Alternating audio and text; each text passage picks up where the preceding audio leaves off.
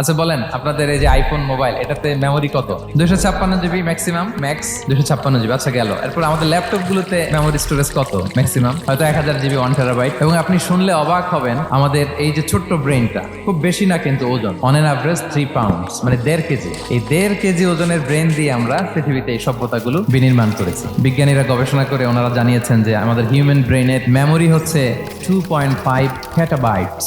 আপনারা মেগাবাইটের নাম শুনেছেন, গিগাবাইটের নাম শুনেছেন, পেটাবাইট হয়তো অনেকে শুনেন না। পেটাবাইট আরো অনেক বেশি, অনেক বড়। তো 1 পেটাবাইটে হয় 1 মিলিয়ন গিগাবাইট। তার মানে আমার আর আপনার যে হিউম্যান ব্রেন, এই ব্রেনের ক্যাপাসিটি হচ্ছে 25 লক্ষ গিগাবাইট।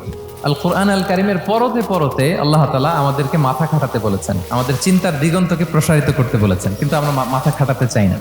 আচ্ছা বলেন, আপনাদের এই যে আইফোন মোবাইল, এটাতে মেমোরি কত? 256 জিবি ম্যাক্সিমাম, ম্যাক্স 256 জিবি। আচ্ছা গেল। এরপর আমাদের ল্যাপটপ গুলোতে মেমোরি স্টোরেজ কত ম্যাক্সিমাম? হয়তো 1000 জিবি, 1 টেরাবাইট। এবং আপনি শুনলে অবাক হবেন, আমাদের এই যে ছোট্ট ব্রেনটা খুব বেশি না কিন্তু ওজন, অন এন অ্যাভারেজ 3 পাউন্ডস, মানে 1.5 কেজি। এই 1.5 কেজি ওজনের ব্রেন দিয়ে আমরা পৃথিবীতে এই সভ্যতাগুলো বিনির্মাণ করেছি। বিজ্ঞানীরা গবেষণা করে ওনারা জানিয়েছেন যে আমাদের হিউম্যান ব্রেনের মেমোরি হচ্ছে 2.5 পেটাবাইটস।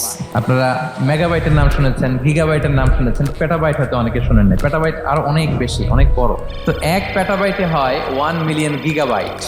তার মানে আমার আর আপনার যে হিউম্যান ব্রেন, এই ব্রেনের ক্যাপাসিটি হচ্ছে 25 লক্ষ গিগাবাইট।